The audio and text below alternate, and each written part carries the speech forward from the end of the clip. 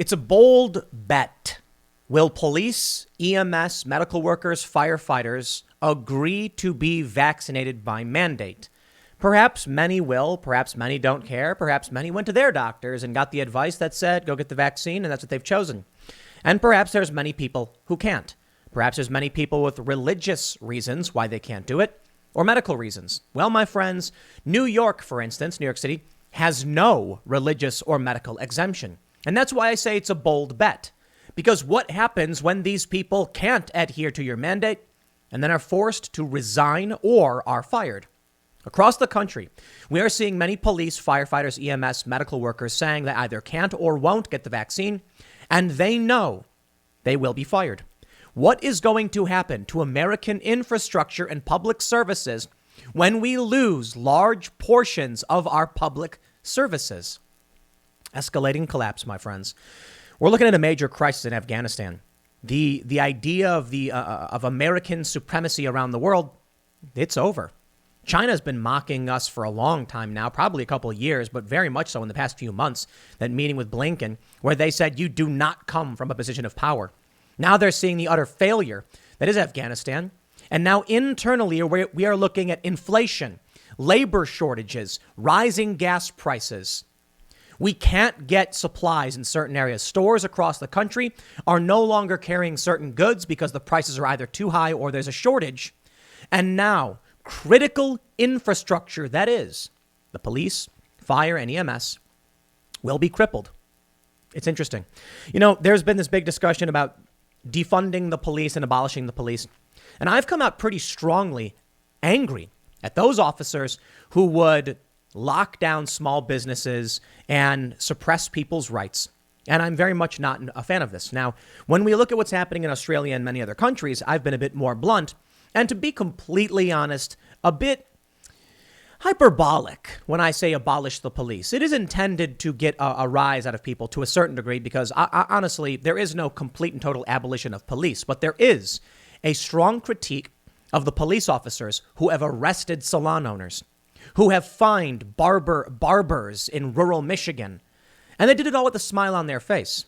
Not every cop has done this. Many have resigned. But now the mandates come for them. And what's happening? In Chicago, all 4 police unions, actually, this may be beyond Chicago, but there's 4 police unions that are being reported saying they refuse these vaccine mandates. Interesting. Well, you're going to lose your jobs. And I suppose if you're willing to stand up for that, I respect it because you're doing the right thing. But I'm curious as to how many officers were told to enforce COVID restrictions when it affected other people and they had no problem doing it. I get messages from cops all the time. Some say I'm wrong. They're typically respectful. And I really do appreciate it because I can be a bit strong in my criticism of those who would suppress the rights of individuals. But a lot of cops respectfully email me saying they disagree, that I'm wrong, and that they're trying to do the right thing. And I can respect that. But I can't respect cops who know what they're doing is wrong when they shut down a father's small business and strip him of his livelihood because I'm just following orders. Or when you look to the UK and Australia, where it's substantially worse. In Australia, we had Rebel News guys. And the cop was like, I'm a subscriber to you guys. Now you better get out before we fine you. That is evil. The banality of evil. Now, they've been talking about defunding and abolishing police, and I think they found their way to do it. Applying the restrictions that have been applied to everybody else to the police, and all of a sudden the police say, no, we out. Now, I'll tell you where things start to cross the line to an extreme degree. Of course, the officers can always quit. But in New York, they have just removed the religious exemption. New York City has none and no medical exemption, and this is expanding. Soon they will say, we don't care what your faith prescribes. We don't care what your doctor prescribes. Do it or else. That to me is insane. Because there's fundamental questions about life that are shocking that you would impose on someone based on their religious beliefs. And there are fundamental questions about whether or not a doctor has final say on someone's health. If you are someone suffering from certain ailments or disabilities and you can't get the vaccine, how can these restaurants in these cities and these states make you into a second-class citizen? We're moving away from that. When it comes to religion, there's fundamental questions about people's eternal souls. And it's truly horrifying to subject them to something that is in defiance of their internal core beliefs. It's a scary thought. But it's hard to know where that line is because certainly injecting someone with something or forced medication is different from whether or not you're mandating they participate in a certain government program. If you have the choice to leave, then perhaps that's what you have to do.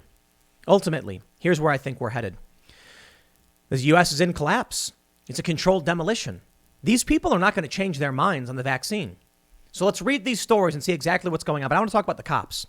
Before we get started, head over to timcast.com, become a member to support our fierce and independent journalism. I say that somewhat as a dig on some of these other mainstream news outlets, but we do have some great on-the-ground reporting. We had ELAD on the ground in New York covering hundreds of New York City union workers protesting vaccine mandates. Many were nurses saying they will not take this because they're the ones who are telling people what to do. It's really amazing. In this story, when you have nurses saying, we prescribe this to people when it's, or they're not the ones giving the prescriptions, but they administer it. They advise as nurses. And these women say, we're the ones in the hospitals talking to patients about their health and telling them what they need and don't need based on the literature we're given. And they're being told to ignore all of their own expertise. It's medical. Look, don't get your medical advice from people on the internet like me. You get your advice from people who have knowledge in the medical field. There's a lot of people who do a lot of crazy things, but therein lies the opportunity to support our work, our journalists on the ground, and you'll get access to members-only segments. Like this video, share the video, subscribe to the channel. Let's read about what's happening to our police departments. From ChicagoSunTimes.com. Lori Lightfoot forges ahead with October 15th vaccine mandate for city employees, despite opposition from all 4 police unions. Quote, this has literally lit a bomb underneath the membership, said Fraternal Order of Police President John Catanzara. We are in America, GD it. Oof. We don't want to be forced to do anything, period. This ain't Nazi effing Germany. Bold words. Of course, the mainstream media has come out criticizing these words, and I'm going to tackle those because this officer is 100% correct. And I'll tell you this, officers.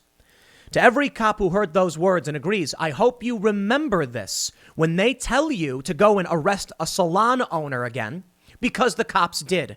Or when they tell you to go to Attila's gym and arrest someone leaving the gym or shut down the gym. I hope you remember these words, because it ain't Nazi Germany. They say, quote, as cases continue to rise, we must take every step necessary and at our disposal to keep everyone in our city safe and healthy, Lori Lightfoot was quoted as saying in a press release. Getting vaccinated has been proven to be the best way to achieve that and make it possible to recover from the devastating pandemic. And so we have decided to join other municipalities and government agencies across the nation, including the U.S. military, who are making this decision to protect the people keeping our cities and counties moving. The press release doesn't say what happens to city employees who refuse to comply, just that the new policy applies to all city employees and volunteers and takes effect October 15th. Employees can apply for medical or religious exemptions. Those requests would be reviewed by the city's Department of Health and Human Resources on a case-by-case basis. Fraternal Order of Police President John Catanzara has been at loggerheads with Lightfoot on many issues, and this time he's not alone. It ain't just our guys. It's the sergeants, lieutenants, and captains. This is a united front. It's no longer John Catanzara's big mouth, like they like to spin all the time. This has literally lit a bomb underneath the membership. And wow, this is crazy. And what they're going to do when 4,000 or 5,000 coppers say, screw you, I'm staying home. You're not making me get this effing vaccination. Don't pay me. That's fine. We'll see you in court. Whoa! Abolish the police, perhaps. Now, I respect this. These officers saying, no, this is exactly what I'm talking about. Police officers need to stand up for civil rights. Now, I will say, I'm talking about the principle of the notion that they would defy what they would view as unlawful. That being said, my stance on vaccines are that it's between you and your doctor. My personal opinion, and people get mad about this, is that I looked at the data. And I think there are questions. I personally think it's safe. 99.9% of everyone I know who's got it, no adverse effects. Now, I get it. It's still new. They're doing phase 4 reviews now on people for long-term effects. And so I respect people's individual rights. Just because I feel a way, and this is what's most important, doesn't mean you should be mandated to live this way. So let me explain. Left libertarian. It means I'm sitting here going like, I think the vaccines are safe and effective. I think they're wonderful technology. I read about mRNA stuff. It's awesome. That being said, you can do what you want because I will not force you to live the way I think people should live. That's what libertarian means, even if I happen to be left on many issues. And I hope y'all are willing to live with that. You leave me alone, I leave you alone. And we have to agree on certain things culturally, that's for sure. Now, these officers who are standing up for themselves, you'll love to see it. My advice to the officers would be, look, I understand why the mandates are wrong, because you should be able to go to a doctor to make those decisions and not have the government tell you have to do it. Hopefully that's what ends up happening. Canzar said he's not threatening a blue flu style protest. He claims the city is literally talking about putting people on no pay status who refuse to get the vaccine. You're not going to pay me. You're going to make me stay home, but you're going to have thousands of coppers willing to stay home, not getting paid to not get a vaccine. And then what are you going to do for manpower on the streets? You know what? Maybe some people can learn to take responsibility for themselves and who they voted for. Earlier this week, Catanzaro told the Times, there are no studies for long-term side effects or consequences from the COVID vaccines. On Wednesday, he doubled down on that argument in a profanity-laced tirade, saying, we're in America, GD it. We don't want to be forced to do anything, period. This ain't Nazi effing Germany where they say, step into the effing showers, the pills won't hurt you. What the F, he said. Wow. Look, I got to be honest. There's a very big difference between here and the total authoritarian control and awful things they were doing in Nazi Germany. But I do think we need to make sure we don't walk down that path. Which brings me to the mainstream media's response. The Atlantic. They call out, they say the absurdity of police comparing vaccine mandates to Nazi Germany. They say that, they go on to mention this quote. A few tiny holes weaken this metaphor. Public employees being compelled to take a life-saving vaccine that will prevent them from spreading a deadly virus is not quite the same thing as being subject to a genocide. Now, let's be fair and break this down. That's technically the truth, the best kind of the truth. This is not people being mandated to do something that is overtly deadly or dangerous, as far as we can tell right now. With the studies that have been done, I think it was 43,000 people in the clinical trials, which is a lot. I certainly think you shouldn't force people to do things. And I'll tell you this, officer, you do have a right to quit the job and say no. No one's marching you to the train car. Now, in Australia, things are very, very different. I will say, however, where I will agree with the officer is that just because we're not at level, 5 in terms of lining people up in train cars doesn't mean we accept level 1. We should not be mandating this stuff. If the vaccine is effective, and they say it is, now they're saying potentially booster shots, but still, then the people who get vaccinated should be fine, right? Why is it now an issue of the unvaccinated? Look, I got to stress again. My issues are almost always about liberty. I can't really go into the details on science as much as a lot of people want me to or assert they can. I am not a scientist and I am not a doctor. I am someone who believes in individual choice and freedom, and that's where my principles stand. But I do think you have a choice. Get out of the cities. Say no to policies you don't like because for the time being, well, I can't. It's very different in New York. When your job comes to you and says this, you can just walk away. Things get dirty when you get to New York and what they're doing there. In New York, they're stripping away religious exemptions. Now, that to me is crossing a line. And they don't even have medical exemptions in the general mandate for the public. Evil, authoritarianism, and that we cannot stand for. It is very difficult, my friends, to try and find the right moral line. I do not want to force people to live the way that I think people should live.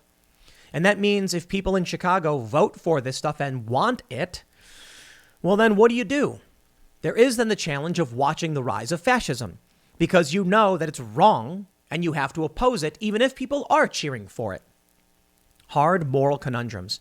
And I wish I had all the answers, but I am not a prophet nor a psychic. I can only say I want to err on the side of defending individual liberties.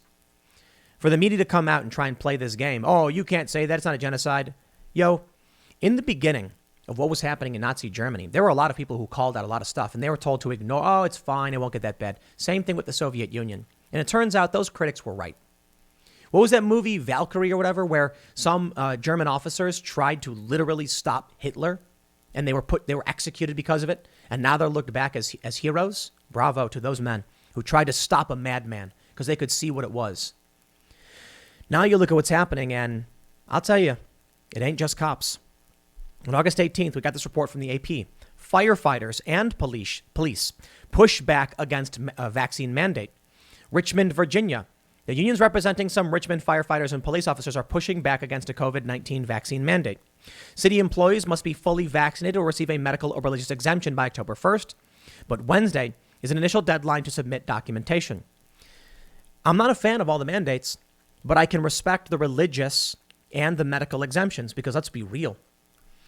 A religious exemption is a blanket exemption, to be completely honest. And at this point, it's pressuring people who have no good reason. But most, I think, people of faith, and you can choose your faith, are going to be allowed to have these exemptions.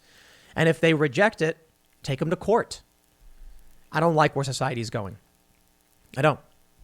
People in their jobs in the public sector being mandated this stuff. You know what? I'll tell you where it gets scary. It gets scary here with CNN. You do not have the constitutional right to refuse the COVID-19 vaccine. An opinion piece from just the other day.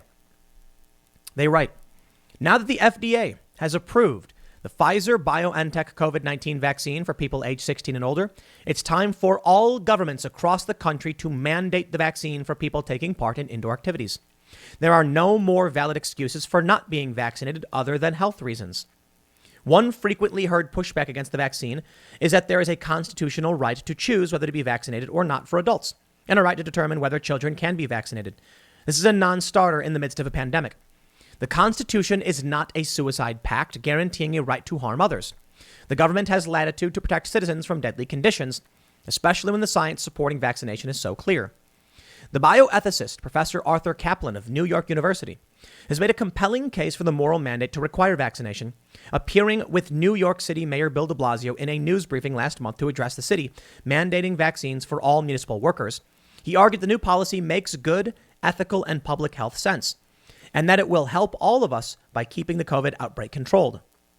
We agree, but also believe that the public needs to better understand that there is no constitutional right to avoid vaccine mandates against a deadly disease. With respect to children, parents do not have carte blanche. At one time, children were the property of their fathers, but that is no longer the case. Children are persons under the Constitution. And as the ruling in Prince v. Massachusetts held, parents do not have a constitutional right to make martyrs of their children. Parents have an obligation to protect their children's health and life, which means the school district mandates that reduce the risk of death to children should be enforceable, period. This is CNN telling you,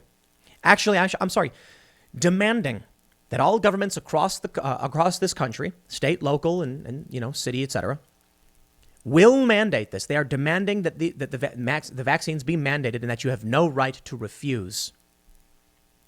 You know what? They're not entirely wrong. But I will tell you this. If you want this country to be ripped apart in 2 seconds, this is what you need. So I wonder, they wanted to defund and abolish the police. They failed to muster the support to do so. Now with the mandates, they may actually get it done anyway.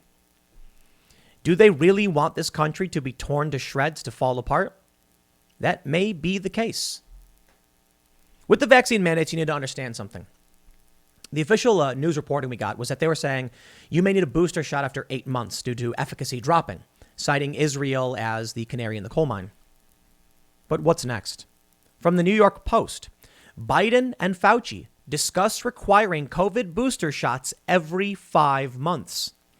And here you can see in this image, the shorter time frame to get a booster shot would increase the number of vaccine doses the U.S. will need to set aside. Well, that would certainly be good news for Pfizer and Moderna and Johnson & Johnson. Those stocks probably will go up. Take a look at this image from the New York Post. You can see that in this card, they're using as an example, there's the Pfizer dose from month 2 and month from February and March. Then you can see here the 5-month booster. So it looks like an art piece, they say. President Biden on Friday said that he and Dr. Anthony Fauci discussed requiring COVID-19 booster shots every 5 months rather than every 8, as previously anticipated. The shorter time frame would increase the number of vaccine doses the U.S. will need to set aside for booster shots as poorer nations clamor for more U.S. donations. Quote, the question raised is, should it be shorter than 8 months? Should it be as little as 5 months? That's being discussed. I spoke with Dr. Fauci this morning about that. Biden said in the Oval Office during a visit from Israeli Prime Minister Naftali Bennett. Biden said Friday that booster shots for Americans will start here on September 20th, pending approval of the FDA and the CDC committee of outside experts. The president did not say what Fauci, the government's top infectious expert, recommended regarding booster shot timing.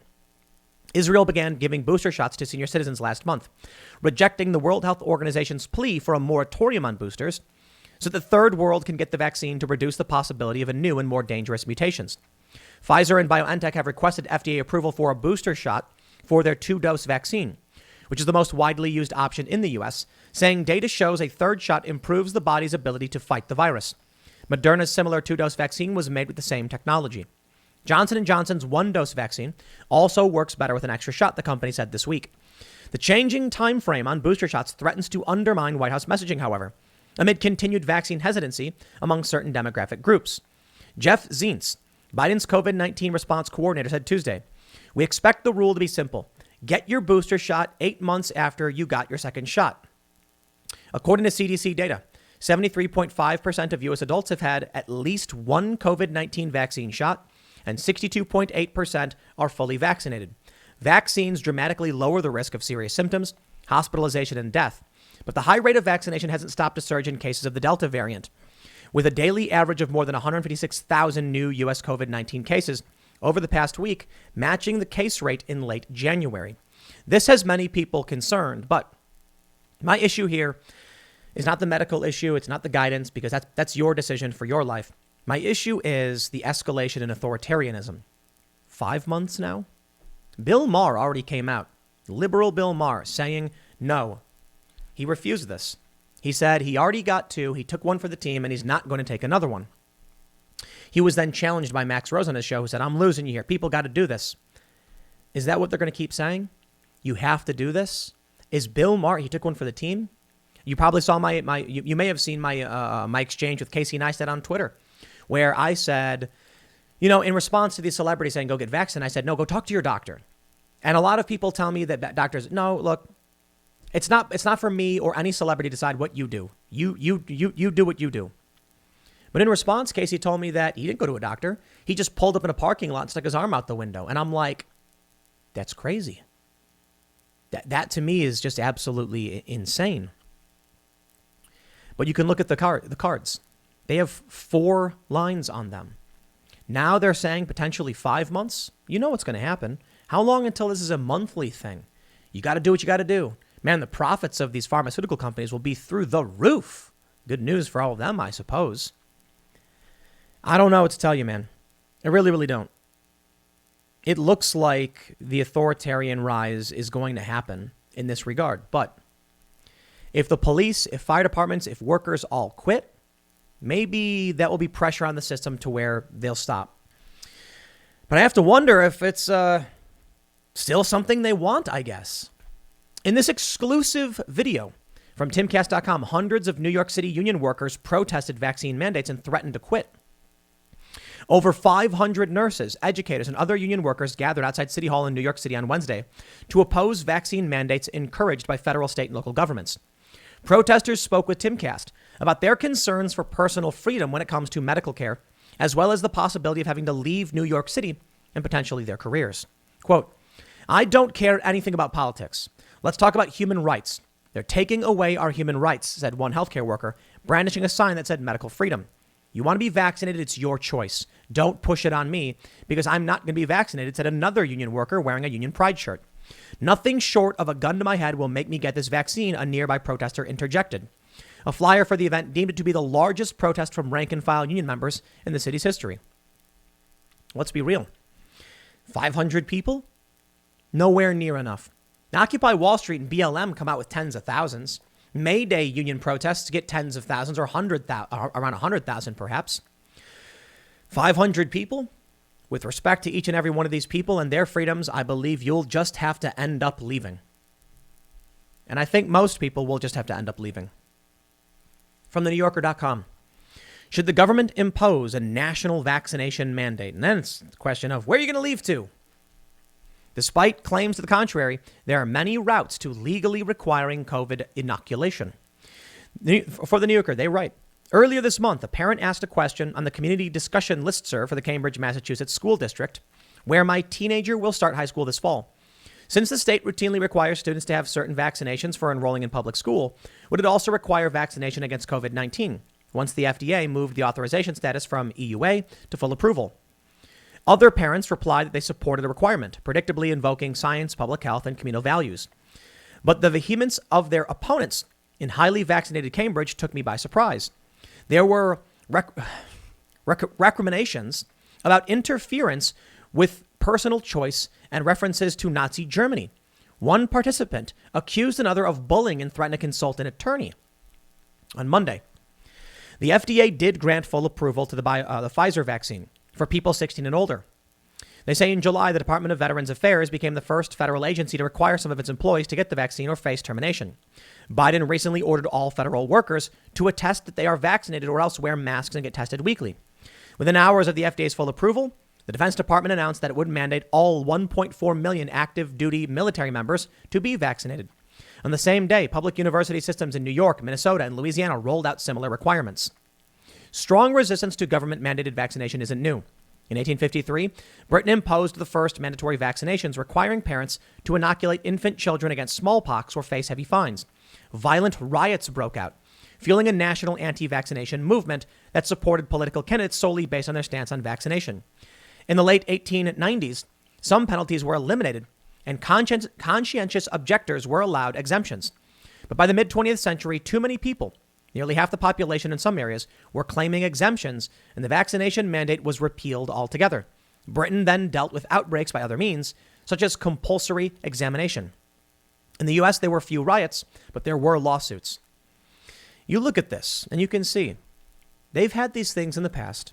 People didn't stand for them in the past. But I'll tell y'all who won out. In the end, the vaccine mandates won out. In the end, parents get their kids vaccinated. In the end, every bit of resistance was stamped out by generational changes. Is that a prediction for what may come in the future? Perhaps.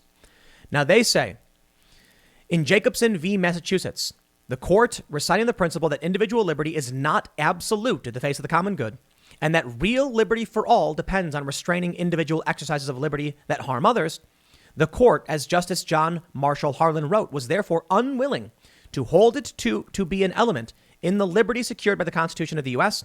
that one person or a minority of persons residing in any community and enjoying the benefits of its local government should have the power thus to dominate the majority. That acts through the state's authority to protect health and safety. The court therefore held that a state had legal authority to require vaccinations. 17 years later, it also held that neither due process nor equal protection prohibited a San Antonio ordinance making vaccination a condition of children's attendance in schools. Schools have vaccine mandates, but kids are vaccinated at birth, basically, and throughout childhood. So when you apply your children to go to school and they say, they want to know if your kid's vaccinated, people just be like, yeah, of course. It was when he was a kid.